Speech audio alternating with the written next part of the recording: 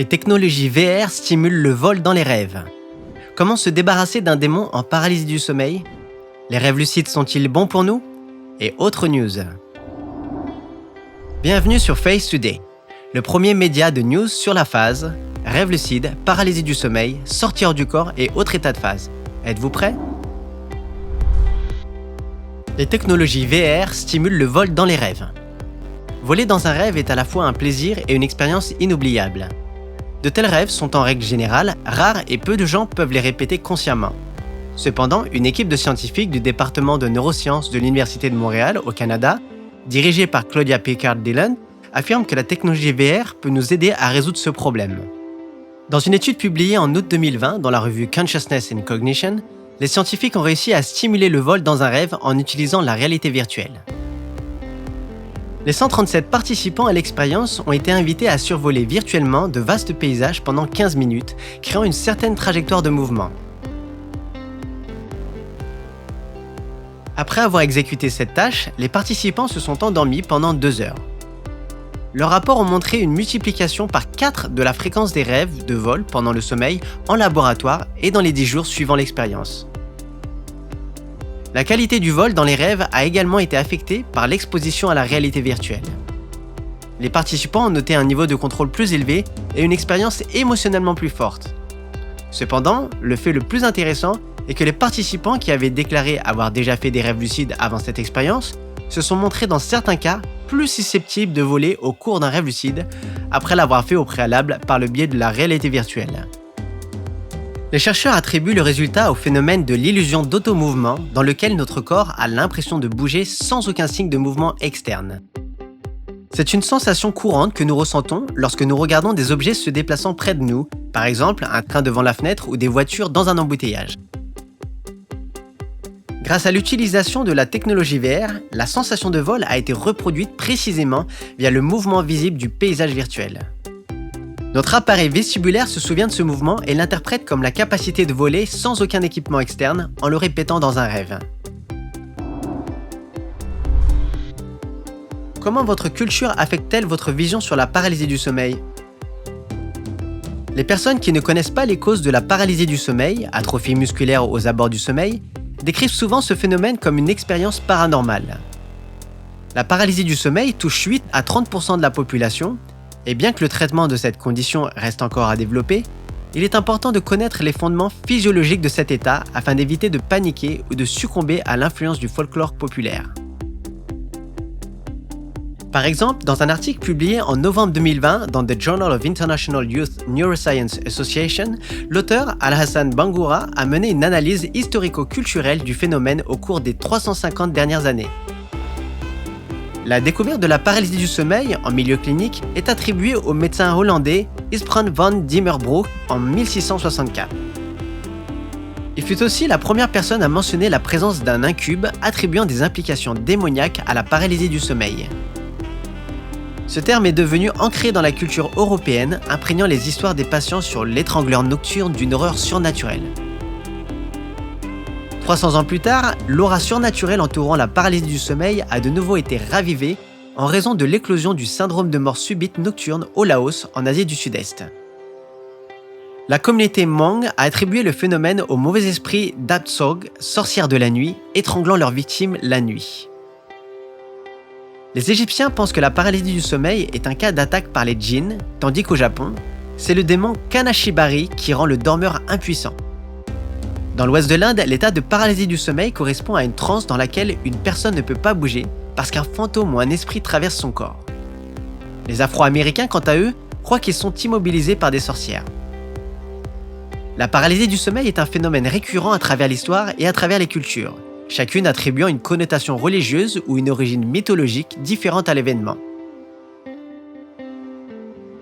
Cependant, contrairement à ces croyances, il existe une explication scientifique à de telles visions. La perte partielle de mouvements musculaires, principalement les paupières et la bouche, pendant la phase transitoire du sommeil, s'accompagne d'hallucinations qui sont interprétées dans un état de peur, comme la présence d'un être démoniaque ou d'autres entités mythologiques. Ceux qui en savent un peu plus sur ce phénomène peuvent même connaître une paralysie du sommeil agréable. La stimulation électrique induit-elle des rêves lucides? En 2014, une étude sensationnelle a été publiée par des scientifiques allemands dirigés par Ursula Voss. Elle affirme avoir réussi à induire des rêves lucides en utilisant une stimulation transcrânienne par courant alternatif. Une stimulation électrique utilisant un courant de fréquence de 40 Hz a été appliquée pendant le sommeil paradoxal pour élever l'activité normalement lente du cerveau endormi à une fréquence proche de l'éveil. Jusqu'à récemment, personne n'a tenté de reproduire les résultats de l'étude pour corroborer l'efficacité de la méthode. Cependant, en août 2020, des chercheurs du laboratoire Dream and Nightmare à Montréal ont publié les données d'une nouvelle expérience avec des paramètres similaires pour déterminer si une fréquence de 40 Hz pouvait induire des rêves lucides pendant le sommeil. Les participants à l'expérience ont été invités dans un laboratoire du sommeil où ils ont dû suivre 2 procédures. Le premier jour, pendant un sommeil en journée, les techniciens ont appliqué une stimulation dans la phase de sommeil paradoxal, tandis que le deuxième jour, les participants ont dormi sans stimulation. Les participants ont ensuite été réveillés et invités à partager leur expérience. L'une des différences importantes par rapport à l'expérience précédente était l'utilisation de la méthode d'enregistrement des rêves lucides par surveillance des mouvements oculaires. Les résultats de l'étude ont été basés sur des rapports et des enregistrements de 27 rêves stimulés par courant alternatif pendant la journée et de 23 rêves non stimulés. Dans la première catégorie, 5 participants ont pris conscience d'eux-mêmes dans un rêve, ce qui a été confirmé avec succès par des enregistrements de mouvements oculaires. La deuxième catégorie, cependant, contenait également 4 rêves lucides. Ainsi, l'expérience jette un doute sur le fait que la stimulation électrique puisse avoir un impact sur l'incidence des rêves lucides. C'est peut-être la raison pour laquelle pas un seul appareil efficace basé sur cette technologie n'a encore été développé. La recherche a été publiée dans le magazine Consciousness and Cognition. Un journaliste célèbre révèle comment se débarrasser d'un démon en se basant sur son expérience personnelle. Le journaliste du magazine Men Health, Mark Hay, a partagé son expérience de paralysie du sommeil qui pourrait intéresser de nombreux praticiens du rêve lucide.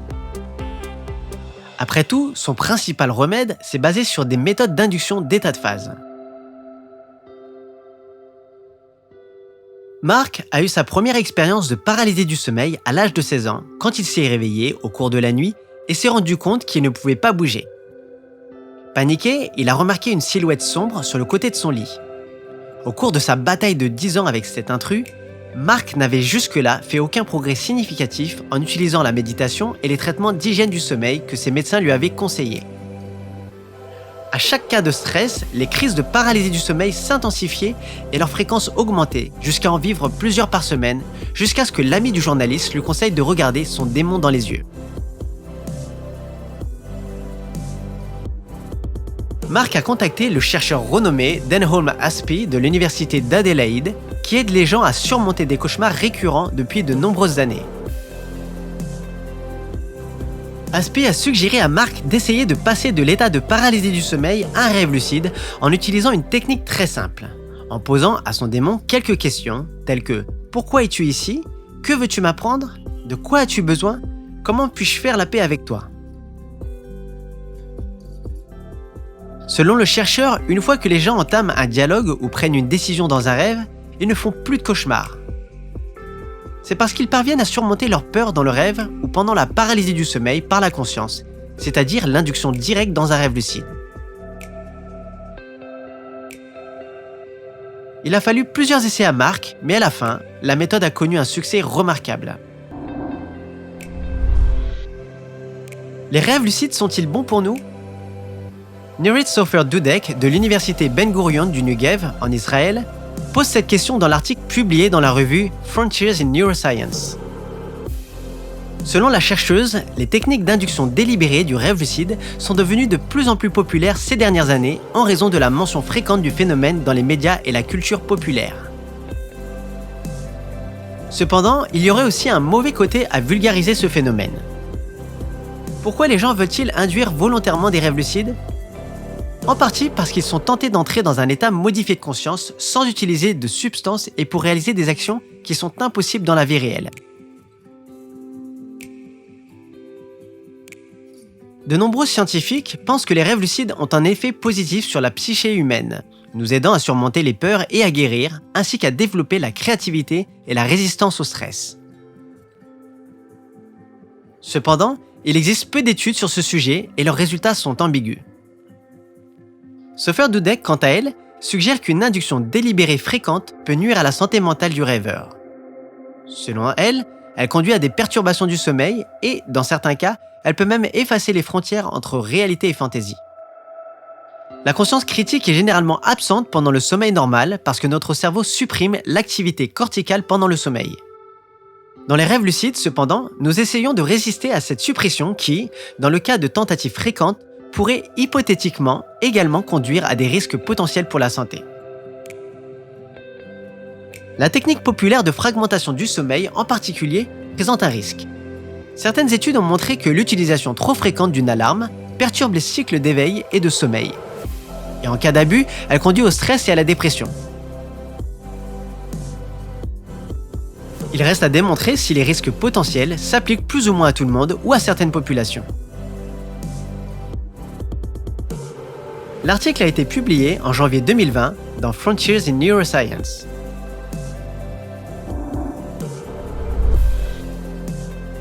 Joyeux anniversaire au Project Elijah. Le 29 novembre 2018, le Phase Research Center a lancé le Project Elijah, première ressource en ligne au monde pour la recherche sur l'état de phase, comprenant rêves lucides et expériences de sortie hors du corps. Environ une vingtaine d'expériences ont été réalisées à ce jour, dont certaines ont déjà été publiées dans les revues scientifiques Dreaming et The International Journal of Dream Research. À présent, des données sont collectées pour 100 nouvelles études concernant la pratique, le contrôle et l'application des états liés à la phase. Tous les praticiens du rêve lucide et de la sortie hors du corps peuvent participer à la recherche. Tout ce qu'ils ont à faire est de s'inscrire pour être assignés immédiatement d'une première tâche. De plus, les débutants et les praticiens expérimentés peuvent tous participer à la recherche. Le projet a rassemblé une base de données impressionnante de matériel pour se former gratuitement sur les techniques d'induction de phase et de maintien pour permettre aux volontaires de tout niveau de s'améliorer. Michael Raduga, fondateur du projet, commente « Ce n'est un secret pour personne que la plupart des praticiens considèrent l'expérience de la phase comme un plaisir insignifiant. C'est peut-être la raison pour laquelle les praticiens expérimentés perdent souvent leur motivation. » Le Project Elijah ne résout pas seulement ces deux problèmes importants en offrant aux praticiens des tâches intéressantes à effectuer dans l'état de phase, mais il apporte en parallèle de réelles contributions à la communauté scientifique. Si vous vivez des rêves lucides au moins une fois par mois, notre équipe vous invite à rejoindre la mission de ce projet de recherche. Félicitations à l'équipe du Project Elijah, Michael Raduga, Andrei Chashkov et Jana Junosova. Et nous avons hâte d'en entendre davantage de leur part dès lors que leurs recherches porteront leurs fruits.